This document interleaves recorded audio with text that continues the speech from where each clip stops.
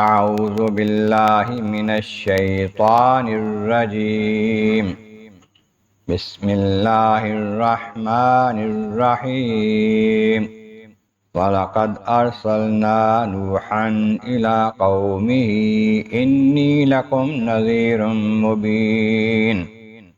أَلَّا تَعْبُدُوا إِلَّا اللَّهَ إِنِّي أَخَافُ عَلَيْكُمْ عَذَابَ يَوْمٍ أَلِيمٍ فَقَالَ الْمَلَأُ الَّذِينَ كَفَرُوا مِن قَوْمِهِ مَا نَرَاكَ إِلَّا بَشَرًا مِثْلَنَا وما نراك اتبعك إلا الذين هم أراذلنا بادي الرأي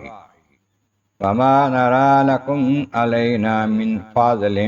بل نظنكم كاذبين صدق اللہ العظیم۔ حمد و ثناء رب کریم اور درود و سلام بر سید خیر الانام کے بعد سورہ ہود کی آیت نمبر 25، 26 اور 27 تلاوت کی گئی ہیں، جو 12ویں پارے کے تیسرے رکوع میں ہے۔ اس سے پہلی آیتوں میں فرمایا گیا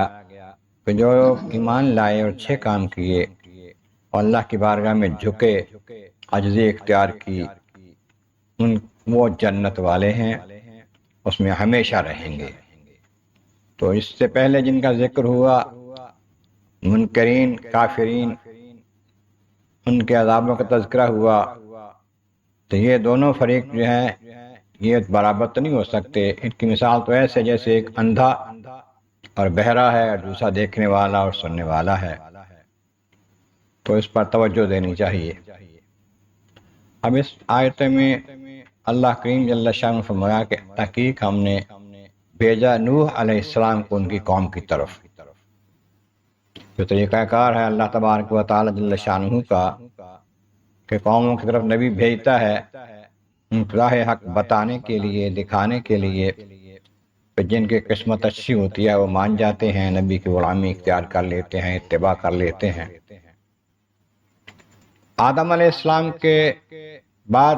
1000 سال سے زیادہ عرصہ گزر گیا، لوگ بہت گمراہ ہو گئے، حق کو چھوڑ بیٹھے، توحید کو چھوڑ بیٹھے، بت پرستی اور دیگر برائیاں ان میں آ گئیں، تو اللہ کریم نے ان میں نوح علیہ السلام کو بھیجا۔ روایت میں آتا ہے کہ 950 سال آپ نے تبلیغ کی ہے، 40 سال کی عمر میں نبوت کی ذمہ داری دی گئی۔ پھر طوفان نوح آیا، جب لوگ ایمان لائے، بہت تھوڑے گنتی کے کچھ لوگ ایمان لائے۔ پھر طوفان آیا، کشتی میں نوح علیہ السلام ان کے ساتھی جو تھے ان کو بچا لیا گیا، باقی سارے کافروں کو ڈبو دیا گیا۔ تو نوح علیہ السلام اپنی قوم کی طرف آئے، آ کر کہا انی لکم نذیر مبین، کہ میں تمہیں ڈر سنا رہا ہوں کھلا، بعد آ جاؤ، شرک کو چھوڑ دو، کفر کو چھوڑ دو، اللہ تعالیٰ کو مانو، میں اللہ کا نبی ہوں، میری بات مانو، میری اتباع کرو، اللہ تعبدوا الا اللہ، اللہ کے سوا کسی کی عبادت نہ کرو، کسی اور کو اپنا معبود نہ مانو۔ انی اخاف علیکم عذاب یوم علیم، دردناک عذاب اور وہ دن جو بڑا تکلیف دینے والا دن ہے نا، اس کے عذاب سے میں تمہیں ڈرا رہا ہوں۔ مجھے ڈر ہے اس بات کا، اگر تم ایمان نہیں لاؤ گے، اگر تم حق پر نہیں چلو گے، میرا ساتھ نہیں دو گے، اس دن کا عذاب تمہیں چھوئے گا۔ وقال الملأ الذین کفروا من قومہ، اس قوم سے جو سردار تھے بڑے بڑے اور کافر تھے، وہ کہنے لگے ما نراک الا بشرا مثلنا، اے نوح ہم تو تمہیں اپنے جیسا بشر ہی دیکھ رہے ہیں، اور کوئی نظر نہیں آتی خوبی تمہارے اندر، نہ مالدار ہو، نہ فرشتہ ہو، نہ بادشاہ ہو کہ ہم تمہاری پیروی کریں، تمہارے پیچھے چلیں، ہم تو اپنے جیسا بشر ہی دیکھ رہے ہیں تمہیں۔ اکثر جگہ پر ایسا آتا ہے کہ کافروں نے نبی کو اپنے جیسا بشر کہا، تو دیگروں نے یہ کہا ما نراک تابا کا الا الذین هم اراذلنا بادی الرائے،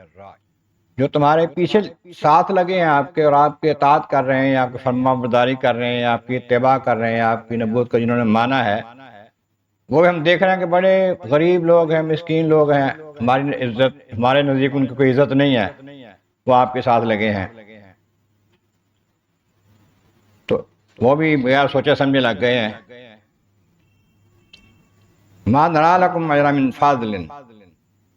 اب ہم نہیں سمجھتے کہ آپ کو اور آپ کے ماننے والوں کو ہمارے اوپر کو فضیلت حاصل ہے، ہمیں تو اللہ نے مال دیا ہے، عزت دی ہے، شہرت دی ہے، دولت دی ہے، سارا کچھ دیا ہے، آپ کس شے کے ساتھ فضیلت مانے ہم؟ بل نظنکم کاذبین، ہم یہی سمجھتے ہیں کہ آپ جھوٹ بولتے ہیں، نبی نہیں ہے آپ، اللہ نے آپ کو نبی بنا کے نہیں بھیجا ہے، جو آپ کو مانتے ہیں وہ بھی جھوٹے ہیں، آپ بھی جھوٹے ہیں، نعوذ باللہ من ذالک۔ اس کے بعد پھر نوح علیہ السلام نے کیا کہا، اگلی آیتوں میں اس کا انشاءاللہ تذکرہ آئے گا۔ اللہ تبارک و تعالیٰ بارک میں مولا کریم، محبوب کریم کا صدقہ قرآن کریم کا فہم اور اعمال صالح نصیب فرما، وآخر دعوانا ان الحمد للہ۔